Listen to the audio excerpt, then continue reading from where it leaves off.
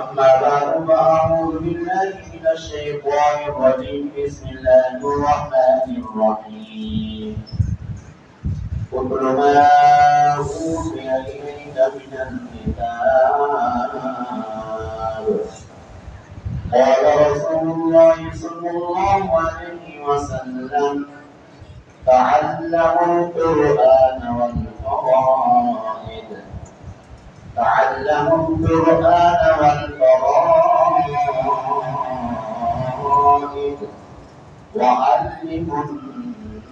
الناس أو كما قال عليه السلام.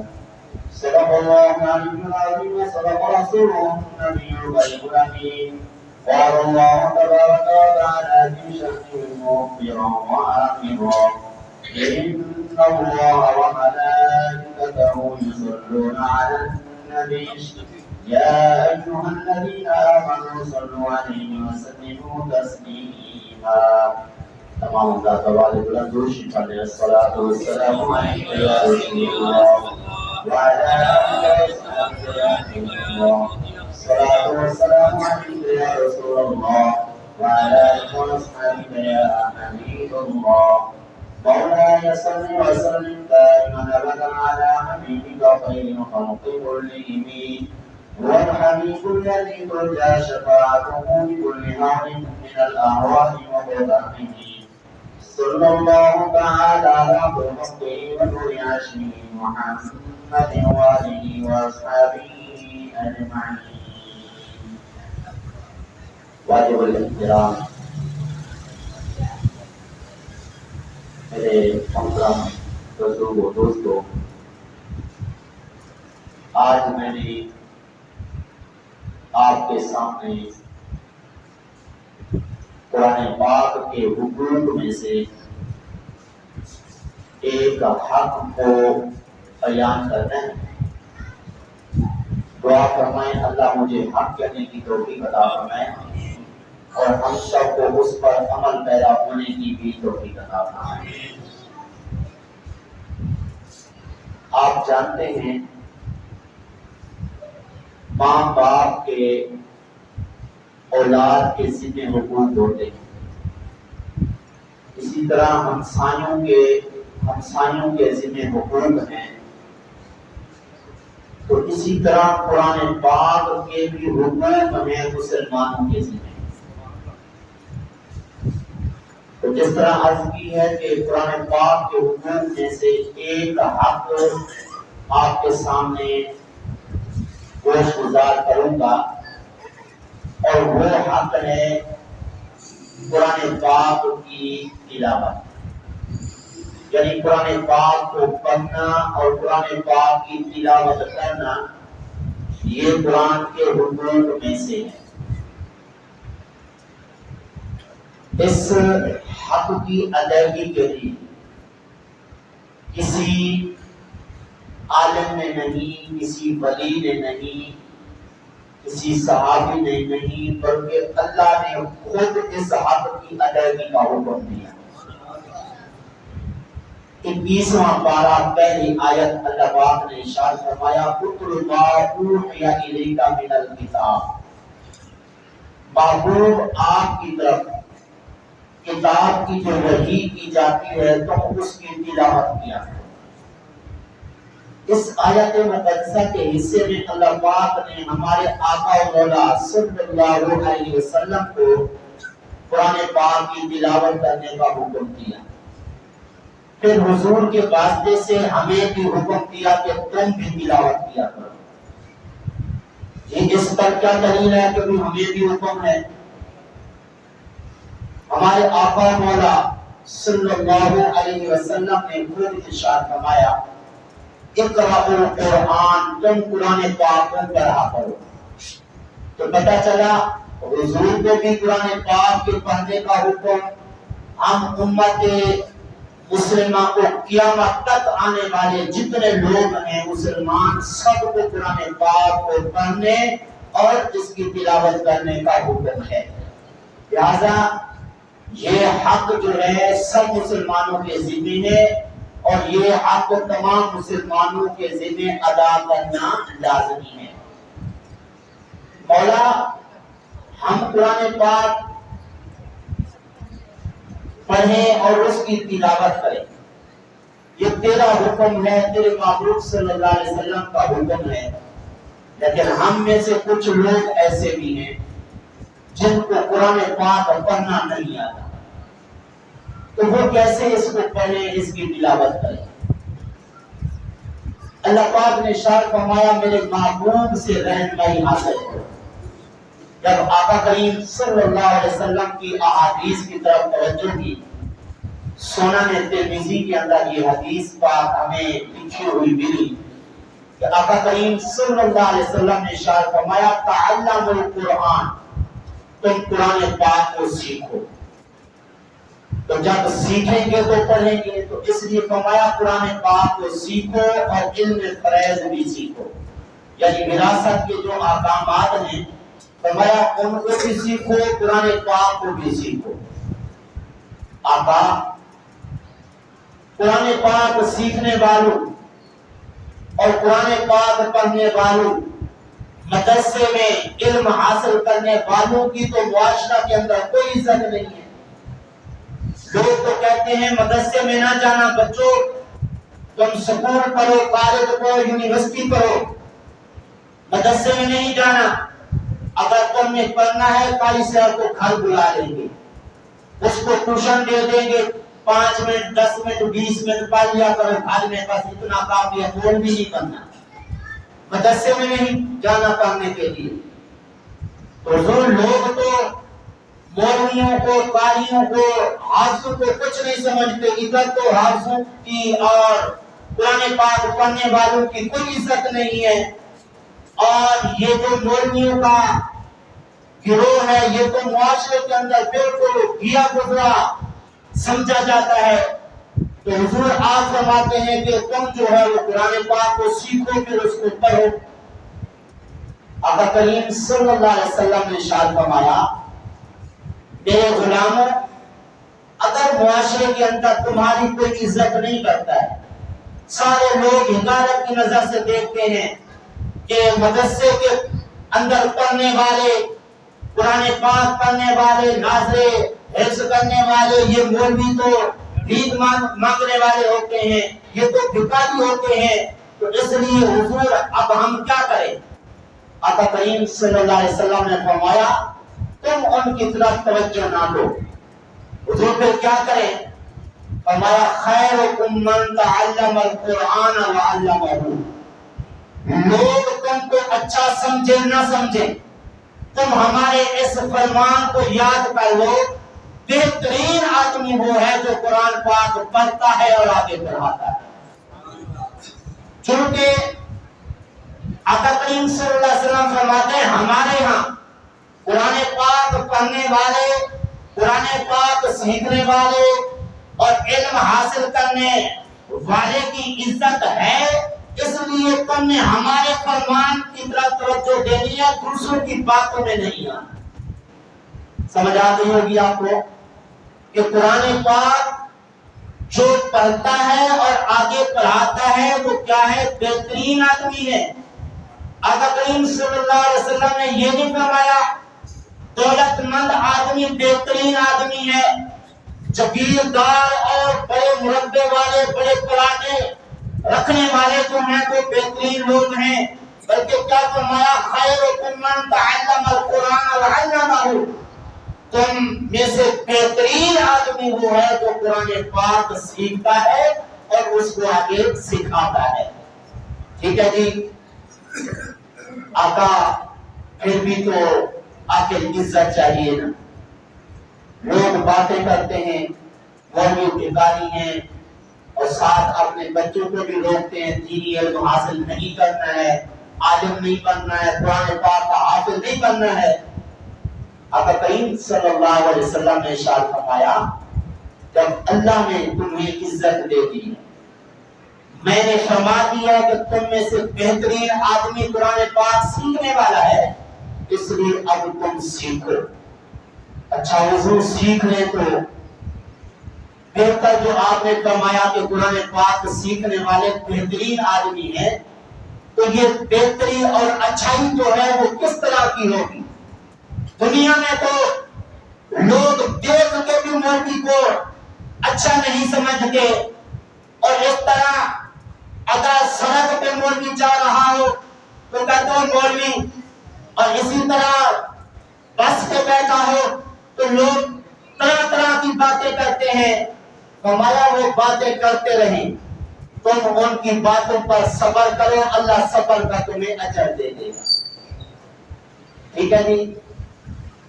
اچھا حضور دیکھیں نا، ہم قرآن پاک پڑھیں، مدرسے میں جائیں، تعلیم حاصل کریں، تعلیم حاصل کرنے کے بعد مسجد کے اندر امام بنے، خطیب بنے، لوگ اتنی عزت نہیں دیتے، ہر طرح کا دکھ پہنچاتے ہیں۔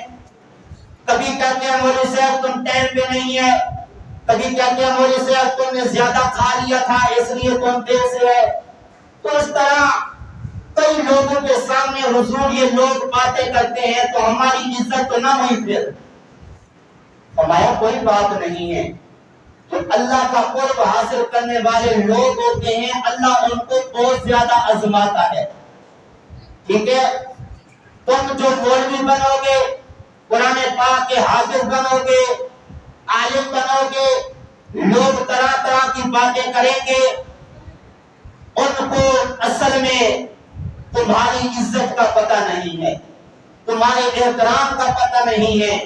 قیامت کا دن جب ہوگا پھر لوگوں کو پتہ چلے گا کہ مولوی کی حیثیت کیا ہے اور مولوی کی عظمت و شان کیا ہے، امام صاحب کی کیا ویلیو تھی۔ آئیے ذرا ایک حدیث بات سن لیجیے۔ میں کسی کو برا بھلا نہیں کہہ رہا، ویسے جنرل بات کر رہا ہوں، کیونکہ ہمارے معاشرے میں یہ چیزیں پائی جاتی ہیں کہ مدرسے کے اندر کوئی بچہ چلا جائے اور مدرسے کے اندر استاد صاحب، قاری صاحب تربیت کرے، کہے بیٹا داڑھی رکھ لو تم نمازی بن جاؤ، تو جب بچہ گھر میں آتا ہے نا تو کبھی باپ کہے گا بیٹا تیری ابھی عمر داڑھی رکھنے کی نہیں ہوئی، ماں کہے گی ابھی تمہاری عمر داڑھی رکھنے کی نہیں ہے، بیٹا ابھی تم تو بچے ہو، تم ابھی سے نمازی بن رہے ہو، تم نے تو ابھی بہت سارے کام کرنے ہیں، کالج یونیورسٹی پڑھو، مولویوں کی کیا عزت ہے تمہارے سامنے نہیں ہے، مسجد کے اندر مولوی کی کیا تنخواہ ہوتی ہے، کیا ماہانہ مولوی سے کو ملتا ہے۔ آپ بھی اگر پڑھو گے یہ دین کا علم تو تمہاری بھی یہی عزت ہوگی، 10,000 12,000 15,000 روپیہ ملے گا، وہ بھی احسان سمجھیں گے کہ 15,000 دے کے بھی مولوی پہ ہم بڑا احسان کر رہے ہیں۔ تو دیکھیں نا مولوی کو کیا عزت ہے، کبھی سڑک سے گزر جائے، گلی سے گزر جائے، کیا کیا باتیں لوگ کرتے ہیں، بلکہ یہ آج نہیں پرانے دور سے ایسا چلا آ رہا ہے۔ حضرت ابو بکر رضی اللہ تعالی عنہ کے زمانہ میں ایک شخص فوت ہوا، نماز جنازہ کے لیے حضرت ابو بکر رضی اللہ تعالی عنہ خود تشریف لے گئے۔ نماز جنازہ تیار ہوئی تو دیکھا گیا کہ اس میت کا کفن جو ہے وہ ہل رہا ہے۔ لوگ بچے ہو کر بھی کیا ہو گیا، یہ کفن کیوں ہل رہا ہے، تو بندہ زندہ ہے، کیا مسئلہ ہے۔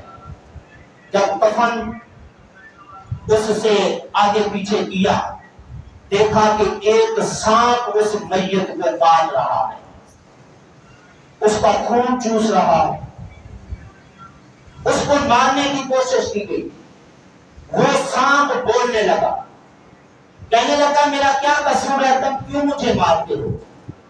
کہا گیا تو ہماری میت کو اتنی تکلیف دے رہا ہے، خون چوس رہا ہے، اس کو کاٹی جا رہا ہے، تو یہ تیرا قصور نہیں ہے۔ وہ سانپ کہنے لگا میرا کوئی قصور نہیں ہے، اصل میں اللہ پاک نے مجھے ڈیوٹی لگائی ہے اس کے اوپر، میں صرف ادھر نہیں کاٹنا، قیامت تک اس کو میں نے کاٹنا ہے۔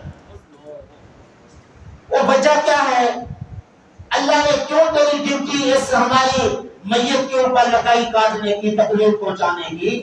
وہ سانپ کہنے لگا اللہ پاک نے فرمایا ہے یہ جو بندہ ہے یہ کسی محفل میں جاتا اور خود بھی محفل میں نہ بیٹھتا، دوسروں کو بھی بلگرا کے لے جاتا محفل سے کہ یہ مولوی کی باتیں نہ سنو، یہ مولوی ایسے ہوتے ہیں، اٹھو ہم جاگے اور کوئی کام کرتے ہیں، یہ مولوی تو بس ایسی باتیں کرتے ہی رہتے ہیں۔ مولویوں کے خلاف لوگوں کو اکساتا تھا کہ مولویوں کی محبت اور مولویوں کے قریب نہیں اٹھنا بیٹھنا ہے، مولویوں کی باتیں نہیں سننی ہے۔ اس لیے اللہ نے فرمایا تو جا تیری ڈپٹی ہے، قیامت تک کے لیے اس کو کاٹتے رہنا ہے۔ اب ذرا اور فرمائیے کتنا بڑا نقصان ہے۔ تو بہرحال مولویوں کو حقیر سمجھنا، مولویوں کے ساتھ اٹھنا بیٹھنا جو ہے یہ معمولی سمجھنا، یہ سمجھدار لوگوں کا کام نہیں ہے۔ جو سمجھدار لوگ ہوتے ہیں وہ اہل علم کی عزت کرتے ہیں، احترام کرتے ہیں، کیونکہ ان کو پتہ ہے کہ حضور نے فرمایا بہترین آدمی وہ ہے جو قرآن پاک پڑھتا ہے اور آگے پڑھاتا ہے۔ اچھا چلیں جی، دنیا میں اگرچہ مولوی صاحب کی، قرآن پاک کے قاری صاحب کی کوئی عزت احترام بظاہر نہیں ہے، لیکن اللہ رسول کے ہاں تو ہے نا حقیقت میں۔ اب قیامت کا دن جو ہوگا نا، اس وقت پتہ چلے گا کہ مولوی صاحب کی، عالم صاحب کی، قاری صاحب کی کیا عزت ہے۔ آئیے ایک حدیث بات میں عرض کر دیتا ہوں۔ حضرت امام غزالی علیہ السلام آپ جانتے ہیں بہت بڑے عالم گزرے ہیں اور بڑے مناظر بھی تھے، بڑی کتابیں بھی لکھی۔ تو انہوں نے اپنی ایک کتاب ہے دقائق الحقائق، اس میں یہ حدیث بات درج فرمائی ہے۔ آقا کریم صلی اللہ علیہ وسلم نے ارشاد فرمایا قیامت کے دن ایک شخص اللہ کے حضور حاضر ہوگا، اس کی نیکیاں اور برائیاں دیکھی جائیں گی، حساب ہوگا، نیکیاں کم پڑ جائیں گی اور جو برائیاں ہوں گی وہ زیادہ ہو جائیں گی۔ اب آرڈر ہوگا کہ چونکہ برائیاں اس کی زیادہ ہیں اسے جہنم لے جایا جائے۔ جب فرشتے اس کو لے کر چلیں گے نا، اللہ فرمائے گا جبریل ابھی اس کے جنت میں جانے کی گنجائش ہے۔ بولا وہ کس طرح؟ فرمایا جا کے اس سے پوچھو کسی عالم کے ساتھ یہ اٹھتا بیٹھتا تھا دنیا میں؟ اگر یہ دنیا میں کسی عالم کے ساتھ، کسی قاری صاحب کے ساتھ اٹھتا بیٹھتا تھا تو اس کے عالم اور قاری صاحب کے ساتھ اٹھنے بیٹھنے کی وجہ سے ہم اسے جنت میں داخلہ دیں گے۔ جبریل علیہ السلام جا کے پوچھیں گے ہاں بھائی بتا دنیا میں کسی عالم کے ساتھ کبھی تو اٹھا بیٹھا؟ وہ کہے گا نہیں۔ اللہ کی بارگاہ میں جبریل علیہ السلام آگے عرض کریں گے، اللہ فرمائے گا چلے پھر جا کے ایک اور بات اس سے پوچھو۔ مولا کیا پوچھوں؟ جا کے پوچھو کہ کسی عالم کی دل کے اندر محبت رکھتا تھا، چلو اٹھتا بیٹھنا نہیں تھا، آگے پیچھے گھر میں کہیں پہ کسی عالم کی محبت اس کے دل کے اندر تھی؟ جبریل علیہ السلام جا کے پوچھیں کہ ہاں بھائی بتا کسی عالم سے تو محبت کرتا ہو دنیا میں؟ وہ کہے گا نہیں، کسی عالم سے مجھے کوئی محبت نہیں۔ اللہ کی بارگاہ میں جبریل علیہ السلام جا کے کہیں گے مولا وہ کہتا ہے کسی عالم کی محبت میرے دل میں نہیں۔ اللہ فرمائے گا اچھا چلو پھر بھی جا کے تیسرا سوال اس سے کرو، کیا کسی عالم کے دسترخوان پر بیٹھ کے کوئی لقمہ کھایا تھا؟ آج کل تو امیر لوگوں کے پاس جاتے ہیں نا لوگ، وہاں پہ اچھا کھانا، کوئی جناب بکرا، کوئی بڑا گوشت اور اچھا کھانا ملے گا۔ پتہ ہے لوگوں کو مولویوں کے پاس کیا ملنا ہے؟ مولویوں کو تو خود کھانے کے لیے مسئلہ ہوتا ہے تو اس کے پاس جائیں گے کیا کھلائیں گے۔ لیکن الحمدللہ مولوی سخی ہوتا ہے، دنیا میں بھی سخی، آخرت میں بھی سخی۔ آخرت میں سخی کس طرح ہے؟ قیامت کے دن 4 لوگ جھگڑیں گے جنت میں جانے کے لیے، حج کرنے والا حاجی، قرآن پاک کا قاری اور عالم اور سخی۔ سارے کہیں گے کہ ہم پہلے جنت میں جائیں گے. اللہ فرمائے گا جبریل تو جا ان کا فیصلہ کر. جبریل علیہ السلام آ کے پوچھیں گے ہاں کوئی حاجی صاحب آپ کیوں پہلے جنت میں جانا چاہتے ہیں؟ وہ کہے گا میں نے حج کیا تھا اللہ کی رضا کے لیے، اس لیے میں جنت میں پہلے جاؤں گا. جبریل علیہ السلام فرمائیں گے اچھا تو یہ بتا کہ حج کے فرائض اور حج کی فضیلت آپ کو کس نے بتائی تھی؟ وہ کہے گا عالم نے. مایا کہ عالم کا حق ہے نا پہلے جنت میں جانے کا، کہ اس نے آپ کو فضیلت بتائی ہے، ترغیب دی ہے، تو اس لیے عالم کا حق ہے کہ وہ پہلے جنت میں جائے. چلے جی پھر قاری صاحب سے پوچھا جائے گا تو پہلے جنت میں کیوں جاتا ہے؟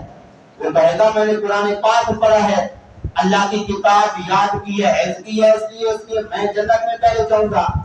جبریل علیہ السلام فرمائیں گے یہ قرآن پاک پڑھنے کی فضیلت کس نے بتائی تھی؟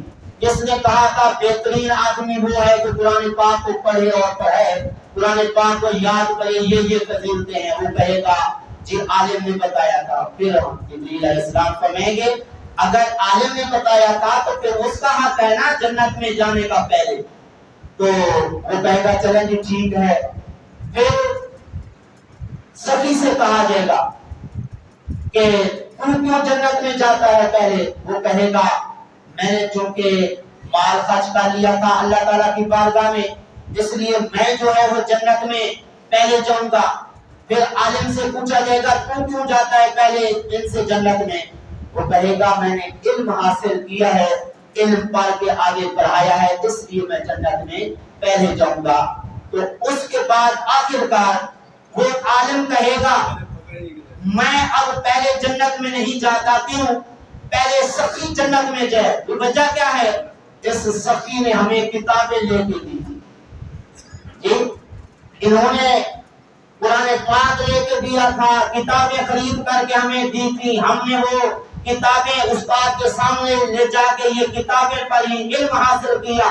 تو اس لیے اب میں چاہتا ہوں جنت میں پہلے نہ جاؤں، یہ سخی پہلے جنت میں جائے. تو اس طرح عالم سے بھی، قاری سے بھی اور حاجی سے بھی پہلے جو ہے وہ سخی جنت میں جائے گا. تو میں عرض کر رہا تھا عالم جس طرح دنیا میں سخی ہوتا ہے قیامت کے دن بھی سخی ہوگا. کہے گا پہلے یہ سخی جنت میں جائے کہ اس کی وجہ سے ہمیں کتابیں ملی اور مدرسے میں رہ کے ہمیں لنگر ملتا رہا، وہ لنگر کھا کے کتابیں ان کی خریدی ہوئی ہم نے دیکھ کے پڑھی، اس لیے ان کا حق ہے یہ جنت میں جائیں. تو بہرحال حضرت گرامی دنیا میں اگرچہ لوگ یہی سمجھتے ہیں کہ علماء کے پاس کیا ہوتا ہے، یہ کیا کھلائے پلائیں گے، لیکن اللہ کا فضل ہے یہی عالم ہوتا ہے، قاری ہوتا ہے، حافظ ہوتا ہے جو اپنا پیٹ بھی پالتا ہے، اپنے ماں باپ کا پیٹ بھی پالتا ہے. اب آپ کے نظر میں ہوگا، آپ خود ذرا غور فرما لیں، PhD بندہ بے روزگار دے رہا ہے.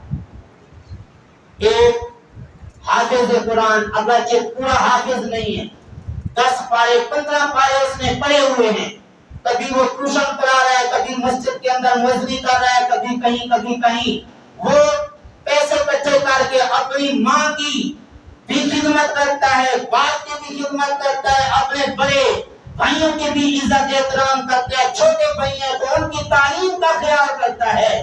تو یہ دین کے علم کی برکت ہے.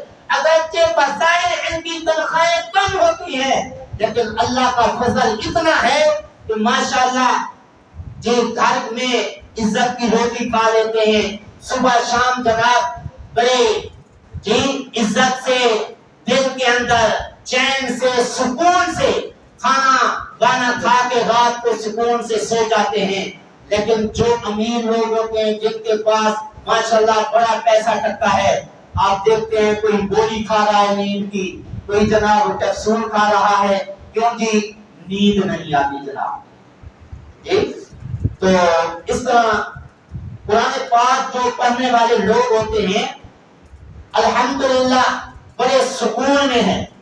اور کبھی بھی آپ نے کسی امام صاحب کو، خطیب صاحب کو نہیں سنا ہوگا کسی بھی مسجد میں، آج کل ماشاءاللہ میڈیا کا دور ہے، کبھی آپ نے یہ نہیں سنا ہوگا کہ مولوی صاحب نے جناب آج احتجاج کر لیا ہے منبر کے اوپر بیٹھ کے جی جناب میری تنخواہ کم ہے، آج کل مہنگائی کا دور ہے، اور اس طرح دیکھیے 3 حصے جو ہے مہنگائی ہو گئی ہے۔ ایک چیز اگر 100 روپے کی ملتی تھی، آج کل وہی 400 روپے کی مل رہی ہے، لیکن امام اور خطیب نے کبھی احتجاج نہیں کیا جناب میں آج جمعہ نہیں پڑھوں گا، نماز نہیں پڑھوں گا، میری تنخواہ کم ہے، اتنی مہنگائی ہو گئی ہے، میری تنخواہ بڑھاؤ تب میں جو ہے نا جمعہ پڑھاؤں گا یا نماز پڑھاؤں گا۔ یہ احتجاج نہیں کیا، کیوں؟ اللہ کا فضل ہے ان لوگوں کے اوپر۔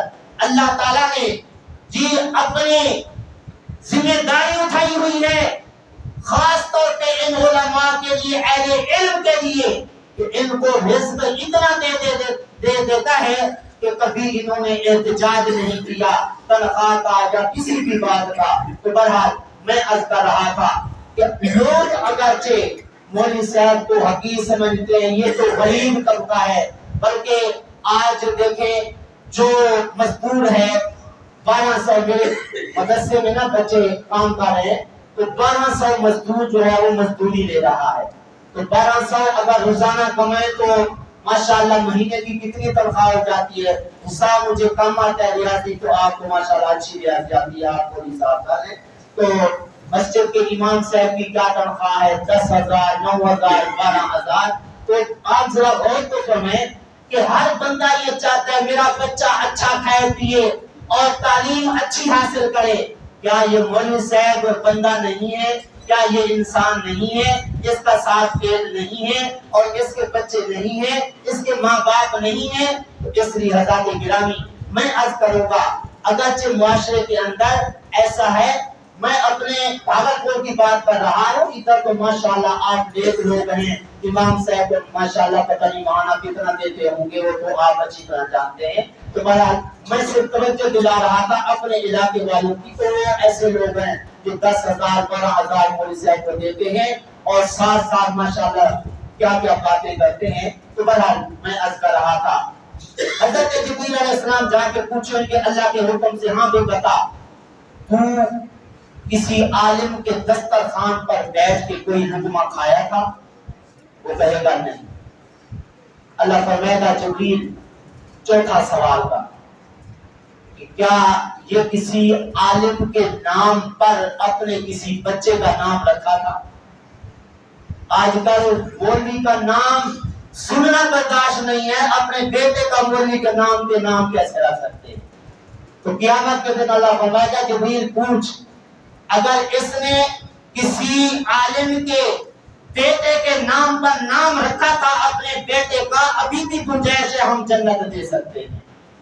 جبریل پوچھیں گے، وہ کہے گا نہیں جی میں نے اپنے بیٹے کا نام کسی عالم کے نام پر نہیں رکھا۔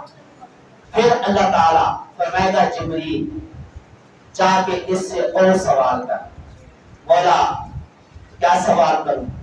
یہ سوال کر کہ کیا کسی عالم کے حجرے میں وقت اس نے کوئی گزارا تھا؟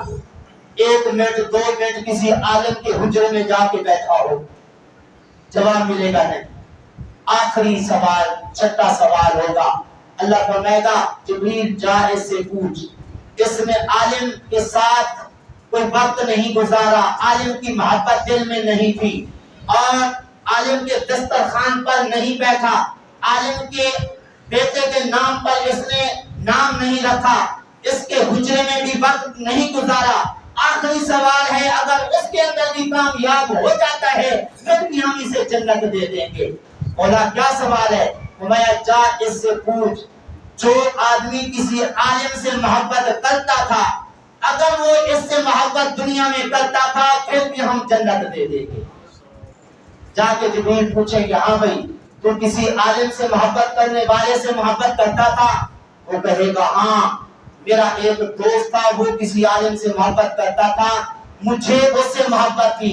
اللہ فرمائے گا یہ کامیاب ہو گیا، اے جبریل تو خود اس کا ہاتھ پکڑ جنت میں سے داخل کر دے۔ سبحان اللہ، کہہ دو سبحان اللہ۔ عالم سے محبت کرنے والے جو شخص ہے اس سے محبت کرنے والا جس کی برائیاں زیادہ ہو جائیں گی نیکیاں کم ہوگی وہ جنت میں داخل ہو جائے گا۔ اب ذرا غور فرمائیے کہ قاری صاحب کی، عالم صاحب کی، دین کا علم حاصل کرنے والے کی اللہ رسول کے ہاں کیا شان ہے۔ تو بہرحال میں عرض کر رہا تھا، کوشش کریں اپنے بچوں کو، یہ اپنے بھتیجوں کو، اگر اپنی اولاد نہیں ہے کسی ہمسائے کے بچوں کو ترغیب دے کے ان کو قرآن پاک سکھاؤ۔ خود اگر قرآن پاک نہیں پڑھا ہوا خود سیکھنے کی، پڑھنے کی کوشش کرو۔ اگر حضور ہم قرآن پاک پڑھنا شروع کر کے، ہم میں سے کچھ کمزور لوگ بھی ہیں، عمر رسیدہ ہیں، داڑھی سفید ہو گئی ہے، تو اب تو دماغ کام نہیں کرتا ہے، تو اب بھی اگر پڑھنا شروع کر دے تو بولا پھر اس کا کیا فائدہ ہوگا؟ آقا کریم صلی اللہ علیہ وسلم نے فرمایا جو بوڑھا آدمی یا اس سے کم عمر والا قرآن پاک ناظرہ پڑھتا پڑھتا فوت ہو گیا، قرآن پاک ابھی ناظرہ پورا نہیں کیا تھا، موت آ گئی، اللہ تعالیٰ اس کی قبر کے اندر ایک فرشتہ مقرر کر دے گا اور وہ فرشتہ اس کو قرآن پاک حفظ کروائے گا، قیامت کے دن وہ حافظ قرآن ہو کے اٹھے گا۔ سبحان اللہ۔ اب دیکھیے حافظ قرآن کی اب کیا شان ہے، قیامت کے دن حافظ قرآن کی اللہ تعالیٰ کیا عزت افزائی فرمائے گا۔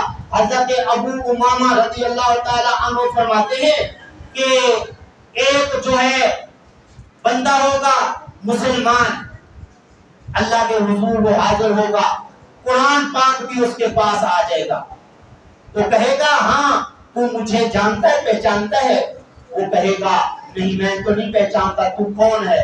قرآن کہے گا میں وہ ہوں جس کی محبت تیرے دل کے اندر تھی اور اس کی جدائی تو برداشت نہیں کرتا تھا۔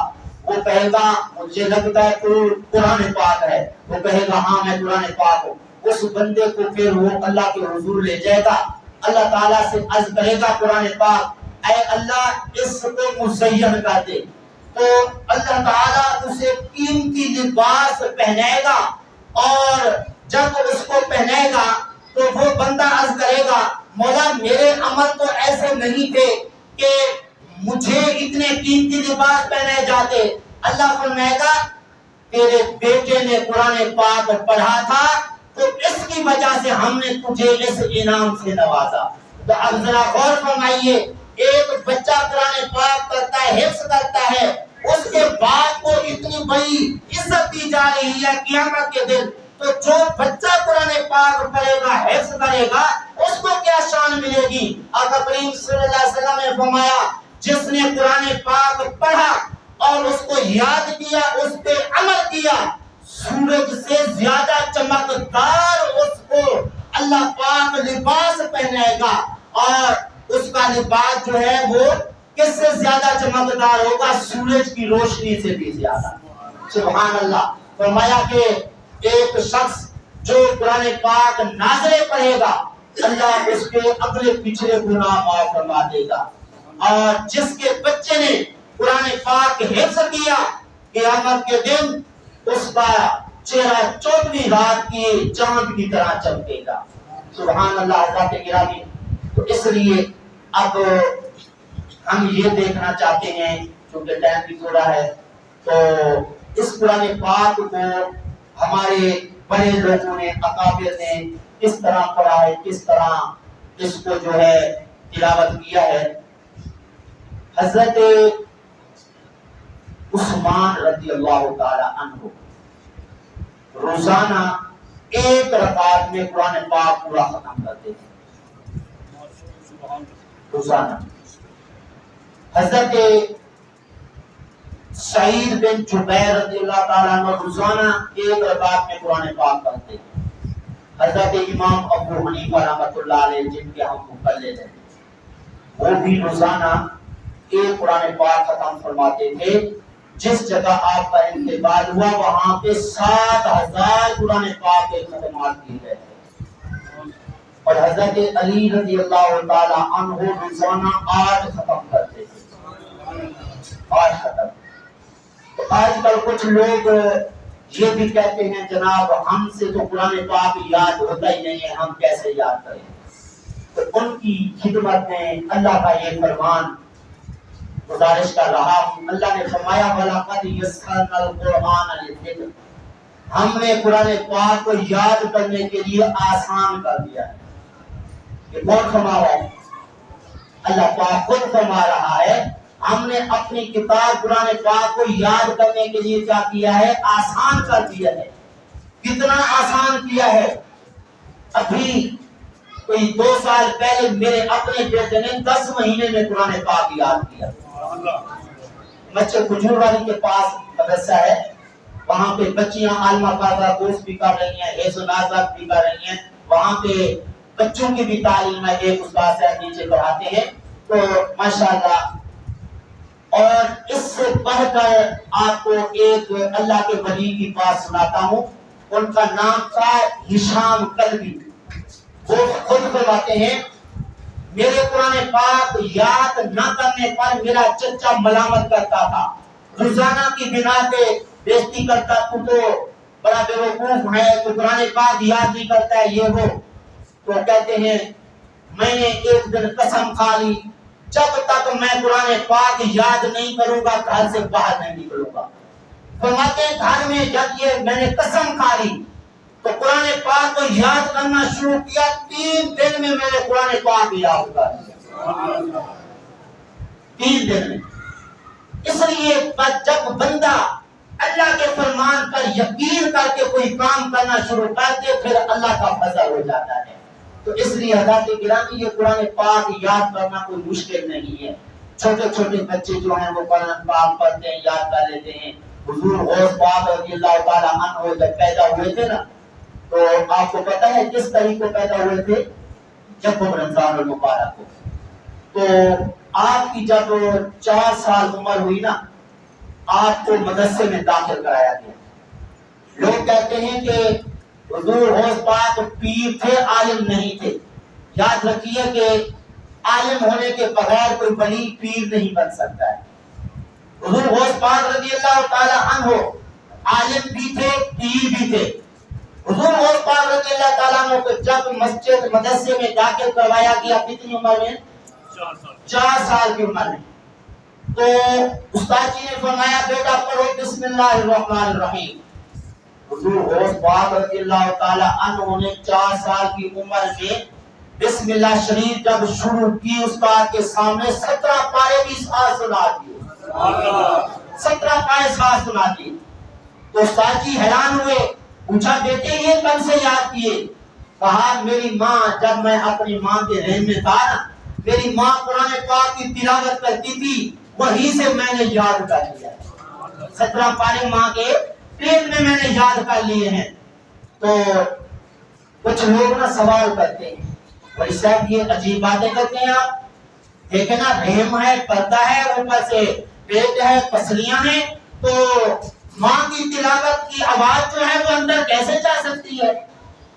تو میں کہوں گا حضور کا فرمان ہے جب بچہ بننے لگتا ہے نا، اللہ فرشتے کو فرماتا ہے جا ادھر جا کے بیٹھ ماں کے رحم، تو اوپر جا کے بیٹھتا ہے اور کہتا ہے اے اللہ میں اس کو بدبخت لکھوں یا نیک بخت لکھوں، اس کی مدت کتنی لکھوں، اس کی موت کا وقت کیا ہے، وہ 4 چیزیں لکھتا ہے۔